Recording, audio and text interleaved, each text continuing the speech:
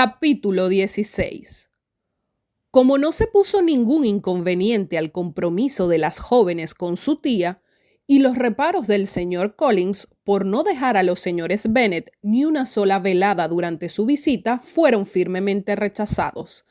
A la hora adecuada, el coche partió con él y sus 5 primas hacia Meryton. Al entrar en el salón de los Phillips, las chicas tuvieron la satisfacción de enterarse de que Wickham había aceptado la invitación de su tío y de que estaba en la casa. Después de recibir la información y cuando todos habían tomado asiento, Collins pudo observar todo a sus anchas. Las dimensiones y el mobiliario de la pieza le causaron tal admiración que confesó haber creído encontrarse en el comedorcito de verano de Rosings. Esta comparación no despertó ningún entusiasmo al principio, pero cuando la señora Phillips oyó de los labios de Collins lo que era Rosings y quién era su propietaria, cuando escuchó la descripción de uno de los salones de Lady Catherine y supo que solo la chimenea había costado 800 libras, apreció todo el valor de aquel cumplido. Y casi le habría molestado que hubiese comparado su salón con la habitación del ama de llaves de los Bourne. Collins se entretuvo en contarle a la señora Phillips todas las grandezas de Lady Catherine y de su mansión, haciendo mención de vez en cuando de su humilde casa y de las mejoras que estaba efectuando en ella. Hasta que llegaron los caballeros.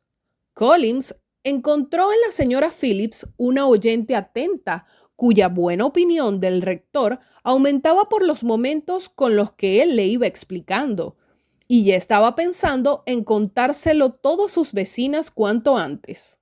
A las muchachas que no podían soportar a su primo y que no tenían otra cosa que hacer que desear tener a mano un instrumento de música y examinar las imitaciones de China de la repisa de la chimenea, se les estaba haciendo demasiado larga la espera. Pero por fin aparecieron los caballeros. Cuando Wickham entró en la estancia, Elizabeth notó que ni antes se había fijado en él ni después lo había recordado con la admiración suficiente. Los oficiales de la guarnición del condado gozaban en general de un prestigio extraordinario. Eran muy apuestos y los mejores se hallaban ahora en la presente reunión.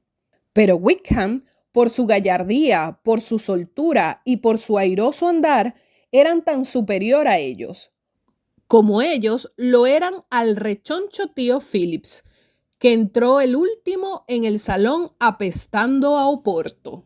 El señor Wickham era un hombre afortunado, al que se tornaban casi todos los ojos femeninos, y Elizabeth fue la mujer afortunada a cuyo lado decidió él tomar asiento.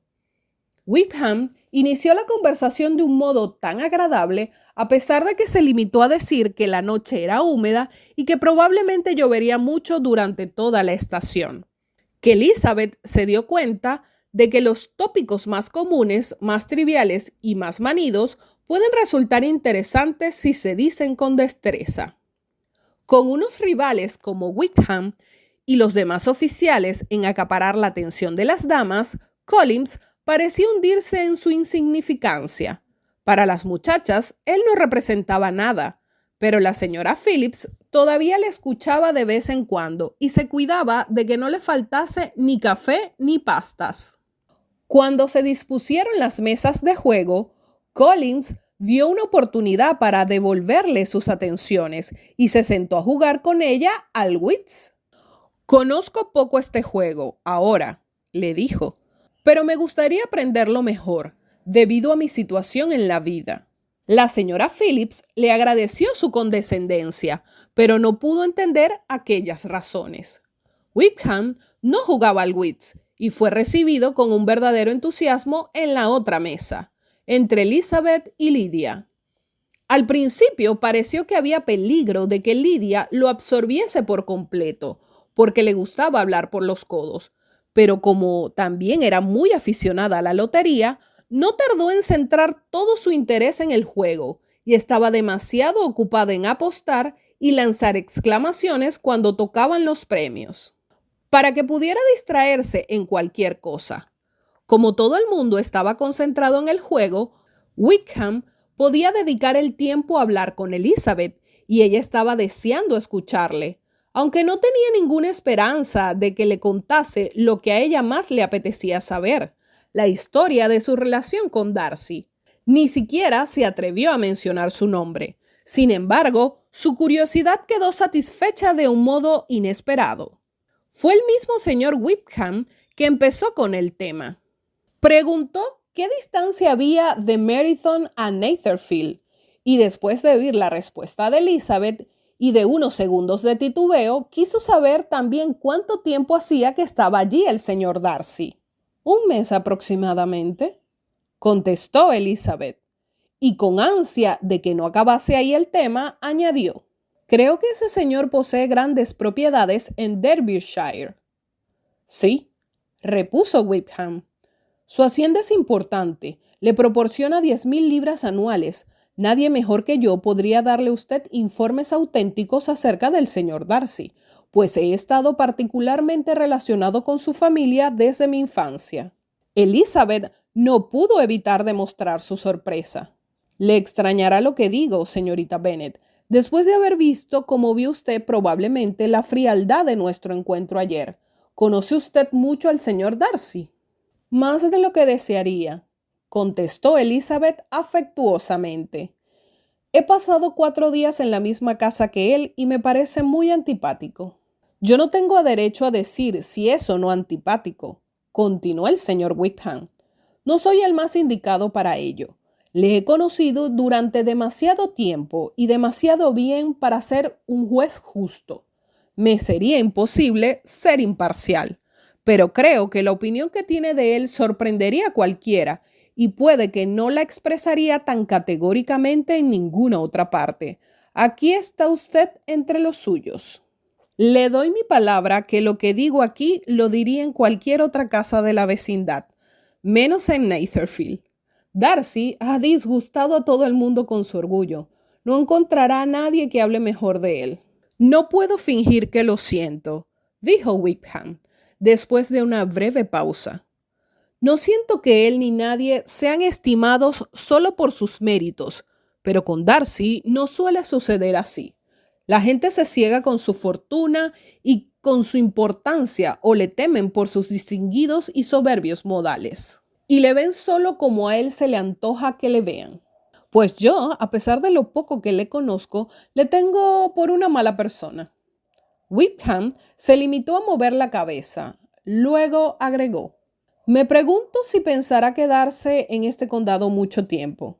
No tengo ni idea, pero no oí nada de que se marchase mientras estuvo en Netherfield. Espero que la presencia de Darcy no alterara sus planes de permanecer en la guarnición del condado. Claro que no.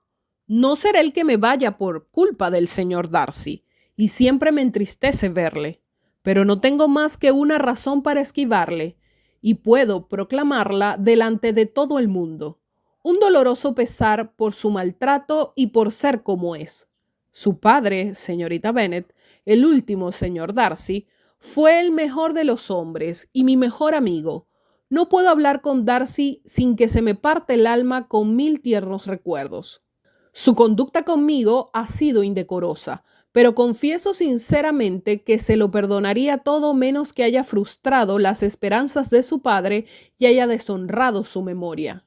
Elizabeth encontraba que el interés iba en aumento y escuchaba con sus 5 sentidos, pero la índole delicada del asunto le impidió hacer más preguntas. Wickham empezó a hablar de temas más generales: Meryton, la vecindad, la sociedad, y parecía sumamente complacido con lo que ya conocía, hablando especialmente de lo último con gentil pero comprensible galantería. El principal incentivo de mi ingreso en la guarnición del condado, continuó Wickham, fue la esperanza de estar en constante contacto con la sociedad y gente de la buena sociedad. Sabía que era un cuerpo muy respetado y agradable, y mi amigo Denny me tentó. Además, describiéndome su actual residencia y las grandes atenciones y excelentes amistades que ha encontrado en Meryton.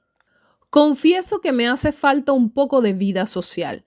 Soy un hombre decepcionado y mi estado de ánimo no soportaría la soledad. Necesito ocupación y compañía. No era mi intención incorporarme a la vida militar, pero las circunstancias actuales me hicieron elegirla. La iglesia debió haber sido mi profesión. Para ella me educaron y hoy estaría en posesión de un valioso rectorado, si no hubiese sido por el caballero de quien estaba hablando hace un momento. ¿De veras? Sí. El último señor Darcy dejó dispuesto que se me presentase para ocupar el mejor beneficio eclesiástico de sus dominios.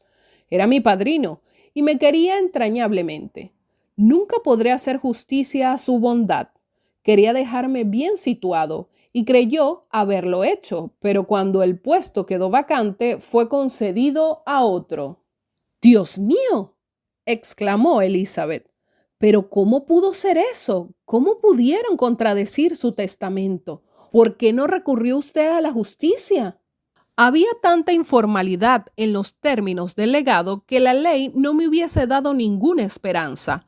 Un hombre de honor no había puesto en duda la intención de dichos términos, pero Darcy prefirió dudarlo o tomarlo como una recomendación meramente condicional y afirmó que yo había perdido todos mis derechos por mi extravagancia e imprudencia.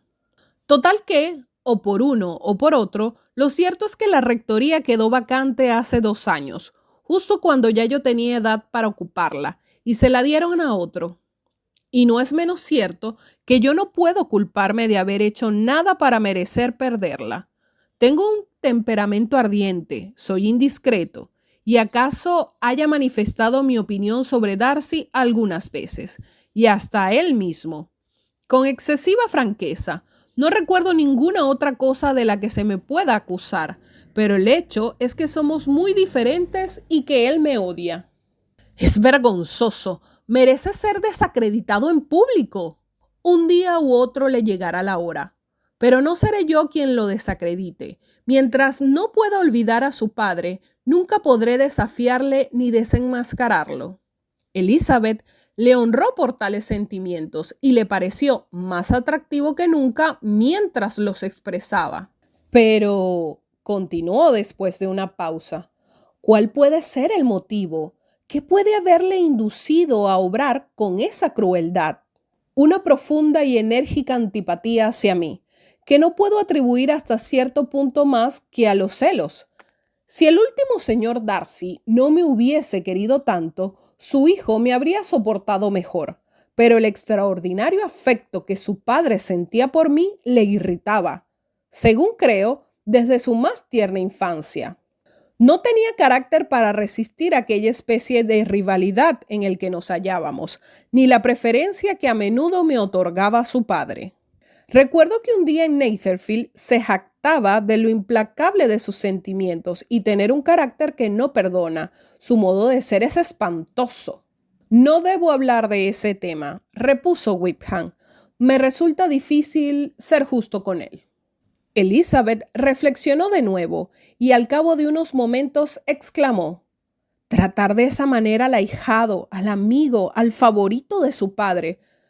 Podía haber añadido a un joven además como usted, que solo su rostro ofrece sobradas garantías de su bondad, pero se limitó a decir: a un hombre que fue seguramente el compañero de su niñez y con el que, según creo que usted ha dicho, le unían estrechos lazos. Nacimos en la misma parroquia, dentro de la misma finca. La mayor parte de nuestra juventud la pasamos juntos, viviendo en la misma casa, compartiendo juegos y siendo objeto de los mismos cuidados paternales. Mi padre empezó con la profesión en la que parece que su tío, el señor Phillips, ha alcanzado tanto prestigio, pero lo dejó todo por servir al señor Darcy y consagró todo su tiempo a administrar la propiedad de Pemberley. El señor Darcy lo estimaba mucho y era su hombre de confianza y su más íntimo amigo. El propio señor Darcy reconocía a menudo que le debía mucho a la activa superintendencia de mi padre, y cuando, poco antes de que muriese, el señor Darcy le prometió espontáneamente encargarse de mí. Estoy convencido de que lo hizo por pagarle a mi padre una deuda de gratitud. a la vez que por el cariño que me tenía. ¡Qué extraño!, exclamó Elizabeth. ¡Qué abominable! Me asombra que el propio orgullo del señor Darcy no le haya obligado a ser justo con usted, porque aunque solo fuese por ese motivo, es demasiado orgulloso para no ser honrado.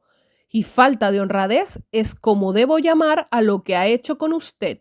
Es curioso, contestó Wickham, porque casi todas sus acciones han sido guiadas por el orgullo, que ha sido a menudo su mejor consejero. Para él, está más unido a la virtud que ningún otro sentimiento, pero ninguno de los dos somos consecuentes. Y en su comportamiento hacia mí había impulsos incluso más fuertes que el orgullo. ¿Es posible que un orgullo tan detestable como el suyo le haya inducido alguna vez a hacer algo bien? Sí, le ha llevado con frecuencia a ser liberal y generoso, a dar su dinero a manos llenas, a ser hospitalario y ayudar a sus colonos a socorrer a los pobres. El orgullo de familia, su orgullo de hijo, porque está muy orgulloso de lo que era su padre, le ha hecho actuar de ese modo. El deseo de demostrar que no desmerecía de los suyos, que no era menos querido que ellos y que no echaba a perder la influencia de la casa de Pemberley. Fue para él un poderoso motivo. Tiene también un orgullo de hermano que, unido a algo de afecto fraternal, le ha convertido en un amabilísimo y solícito custodio de la señorita Darcy, y oirá decir muchas veces que es considerado como el más atento y mejor de los hermanos. ¿Qué clase de muchacha es la señorita Darcy? Wickham hizo un gesto con la cabeza. Quisiera poder decir que es encantadora. Me da pena hablar mal de un Darcy, pero ahora se parece demasiado a su hermano. Es muy orgullosa. De niña era muy cariñosa y complaciente y me tenía un gran afecto. Las horas que he pasado entreteniéndola. Pero ahora me es indiferente. Es una hermosa muchacha de 15 o 16 años, creo, que muy bien educada. Desde la muerte de su padre vive en Londres con una institutriz. Después de muchas pausas y muchas tentativas de hablar de otros temas, Elizabeth no pudo evitar volver a lo primero y dijo: «Lo que me asombra es su amistad con el señor Bingley. ¿Cómo puede el señor Bingley, que es el buen humor personificado y estoy convencida verdaderamente amable, tener algo que ver con un hombre como el señor Darcy? ¿Cómo podrán llevarse bien? ¿Conoce usted al señor Bingley?» «No, no lo conozco. Es un hombre encantador, amable, de carácter dulce. No debe saber cómo es en realidad el señor Darcy». «Probablemente no, pero el señor Darcy sabe cómo agradar cuando le apetece. No necesita esforzarse, pues una compañía de amena conversación si cree que le merece la pena. Entre la gente de su posición es muy distintivo de cómo es con los inferiores. El orgullo no le abandona nunca, pero con los ricos adopta una mentalidad liberal. Es justo, sincero, razonable, honrado y hasta quizá agradable, debido en parte a su fortuna y a su buena presencia». Poco a poco después terminó la partida de wits y los jugadores se congregaron alrededor de la otra mesa. Collins se situó entre su prima Elizabeth y la señora Phillips. Esta última le hizo las preguntas de rigor sobre el resultado de la partida. No fue gran cosa, había perdido todos los puntos, pero cuando la señora Phillips le empezó a decir cuánto lo sentía, Collins le aseguró con la mayor gravedad que no tenía ninguna importancia y que para él el dinero era lo de menos, rogándole que no se inquietase por ello. «Sé muy bien, señora», le dijo, «que cuando uno se sienta a una mesa de juego ha de someterse al azar, y afortunadamente no estoy en circunstancias de tener que preocuparme por 5 chelines. Indudablemente habrá muchos que no puedan decir lo mismo, pero gracias a Lady Catherine de Bourgh estoy lejos de tener que dar importancia a tales pequeñeces». A Wickham le llamó la atención y después de observar a Collins durante unos minutos le preguntó en voz baja a Elizabeth si su pariente era amigo de la familia de Bourgh. «Lady Catherine de Bourgh le ha dado hace poco una rectoría», contestó. «No sé muy bien quién los presentó, pero no hace mucho tiempo que la conoce». Supongo que sabe que Lady Catherine de Bourgh y Lady Anne Darcy eran hermanas y que por consiguiente Lady Catherine es tía del actual señor Darcy. No, ni idea, no sabía nada de la familia de Lady Catherine. No tenía noción de su existencia hasta hace 2 días. Su hija, la señorita de Bourgh, heredará una fortuna enorme y se dice que ella y su primo unirán las dos haciendas. Esta noticia hizo sonreír a Elizabeth al pensar en la pobre señorita Bingley. En vano eran, pues, todas las atenciones, en vano e inútil todo su afecto por la hermana de Darcy y todos los elogios que él hacía si ya estaba destinado a otra. El señor Collins, dijo Elizabeth, habla muy bien de Lady Catherine y de su hija, pero por algunos detalles que ha contado de su señoría, sospecho que la gratitud le ciega y que a pesar de ser su protectora es una mujer arrogante y vanidosa. Creo que es ambas cosas, y en alto grado, respondió Wickham. Hace muchos años que no la veo, pero recuerdo que nunca me gustó y que sus modales eran autoritarios e insolentes. Tiene fama de ser juiciosa e inteligente, pero me da la sensación de que parte de sus cualidades se derivan de su rango y su fortuna. Otra parte de su despotismo y el resto del orgullo de su sobrino, que cree que todo el que esté relacionado con él tiene que poseer una inteligencia superior. Elizabeth reconoció que la había retratado muy bien y siguieron charlando juntos hasta que la cena puso fin al juego y permitió a las otras señoras participar de las atenciones de Wickham. No se podía entablar una conversación por el ruido que armaban los comensales del señor Phillips, pero sus modales encantaron a todo el mundo. Todo lo que decía estaba bien dicho y todo lo que hacía estaba bien hecho. Elizabeth se fue prendada de él. De vuelta a casa no podía pensar más que en el señor Wickham y en todo lo que le había dicho, pero durante todo el camino no le dieron oportunidad ni de mencionar su nombre, ya que ni Lydia ni el señor Collins se callaron un segundo. Lydia no paraba de hablar de la lotería, de lo que había perdido y de lo que había ganado, y Collins con elogiar la hospitalidad de los Phillips, asegurar que no le había importado nada sus pérdidas en el Wits, enumerar todos los platos de la cena y repetir constantemente que temía que por su culpa sus primas fuesen apretadas. Tuvo más que decir de lo que habría podido antes de que el carruaje parase delante de la casa de Longbourn.